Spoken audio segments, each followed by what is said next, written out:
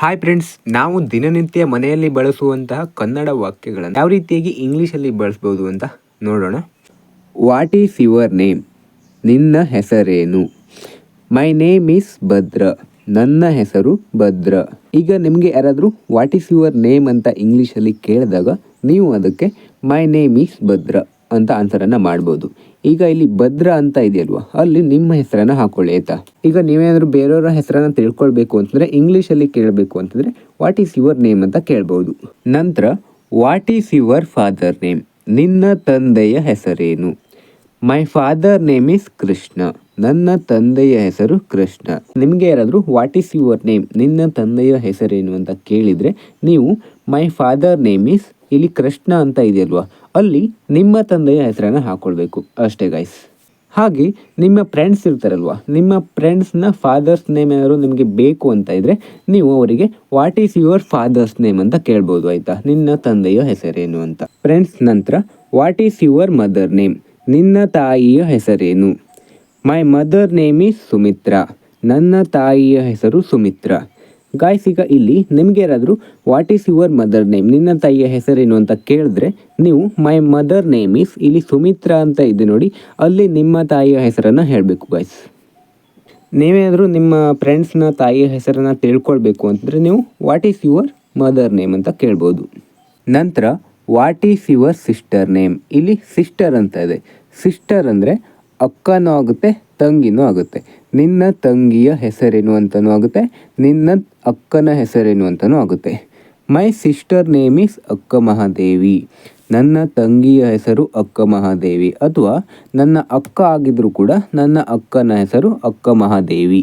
Friends, ಈಗ ನೀವು ನಿಮ್ಮ ಫ್ರೆಂಡನ್ನ ಅಕ್ಕನ ನೇಮ್ ಏನಾದರೂ ನೀವು ತಿಳ್ಕೊಳ್ಬೇಕು ಅಂತಿದ್ರೆ ಆವಾಗಲೂ ಕೂಡ what is your sister name ಅಂತಲೇ ನೀವು ಅವರಿಗೆ ಕೇಳಬೇಕಾಗುತ್ತೆ. ಹಾಗೆ ನಿಮ್ಮ ಫ್ರೆಂಡ್ನ ತಂಗಿ ಇದ್ದಾಳೆ ಅಂತ ಇಟ್ಕೊಳ್ಳಿ, ಆ ತಂಗಿಯ ನೇಮನ್ನು ತಿಳ್ಕೊಳ್ಬೇಕು ಅಂತಂದ್ರೂ ಕೂಡ ನೀವು ಇಂಗ್ಲೀಷಲ್ಲಿ what is your sister name ಅಂತಲೇ ಕೇಳಬೇಕಾಗುತ್ತೆ ಆಯಿತಾ. ಮತ್ತು ನಿಮಗೆ ಯಾರಾದರೂ what is your sister name ಅಂತ ಕೇಳಿದರೆ ನೀವು ಅದಕ್ಕೆ ಮೈ ಸಿಸ್ಟರ್ ನೇಮ್ ಈಸ್ ಅಕ್ಕ ಮಹಾದೇವಿ ಅಂತ ಇದ್ದಲ್ಲಿ ನಿಮ್ಮ ಅಕ್ಕ ಇದ್ದರೆ ಅಕ್ಕನ ಹೆಸರನ್ನು ಕೂಡ ಹಾಕೊಳ್ಬೋದು, ನಿಮಗೆ ತಂಗಿ ಇದ್ದರೆ ತಂಗಿ ಹೆಸರನ್ನು ಕೂಡ ಹಾಕ್ಕೊಂಡು ಮೈ ಸಿಸ್ಟರ್ ನೇಮ್ ಈಸ್ ಅಕ್ಕ ಮಹಾದೇವಿ, ನಿಮ್ಮ ಸಿಸ್ಟರ್ ನೇಮ್ ಏನಿರುತ್ತೆ ಅದನ್ನು ಹಾಕಬೇಕಾಗುತ್ತೆ ಗಾಯ್ಸ್. ನಂತರ what is your brother name? ಇಲ್ಲಿ ಬ್ರದರ್ ಅಂತ ಇದೆ, ಅಣ್ಣನೂ ಆಗುತ್ತೆ, ತಮ್ಮನೂ ಆಗುತ್ತೆ.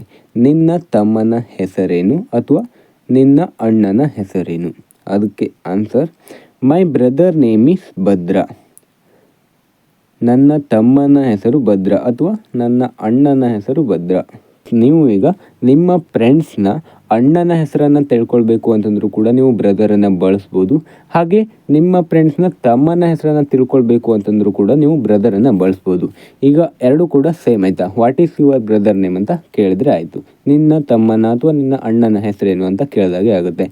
ನಿಮ್ಗೆ ಯಾರಾದರೂ what is your brother name ಅಂತ ಕ್ವಶನ್ ಕೇಳಿದ್ರೆ ಅದಕ್ಕೆ ನೀವು ಮೈ brother name is Bhadra. Friends, ಈ ಒಂದು ವಿಡಿಯೋದಲ್ಲಿ ನಾನು ನಿಮಗೆ ದಿನನಿತ್ಯ ನೀವು ಕನ್ನಡದಲ್ಲಿ ಬಳಸುವಂತಹ ವಾಕ್ಯಗಳನ್ನು ಇಂಗ್ಲೀಷ್ನಲ್ಲಿ ಯಾವ ರೀತಿಯಾಗಿ ಬಳಸೋದು ಅಂತ ಈ ವಿಡಿಯೋದಲ್ಲಿ ತಿಳಿಸ್ಕೊಟ್ಟಿದ್ದೇನೆ ಆಯಿತಾ.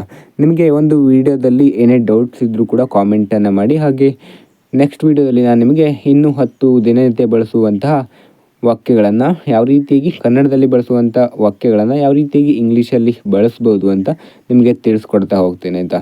ಇದು ಮೊದಲನೆಯ ಇಂಗ್ಲೀಷ್ ವಿಡಿಯೋ ಆಗಿದೆ. ಯಾರ್ಯಾರಿಗೆಲ್ಲ ಇಂಟ್ರೆಸ್ಟ್ ಇದೆ ಅವರೆಲ್ಲರೂ ಕೂಡ ಸಬ್ಸ್ಕ್ರೈಬನ್ನು ಮಾಡ್ಕೊಳ್ಳಿ. ಮುಂದೆ ಕೂಡ ವೀಡಿಯೋಸ್ಗಳು ಬರ್ತಾ ಹೋಗ್ತಾವೆ ಆಯಿತಾ. ಮುಂದಿನ ವಿಡಿಯೋದಲ್ಲಿ ಮತ್ತೆ ಸಿಗೋಣ. Thanks for watching. Bye bye.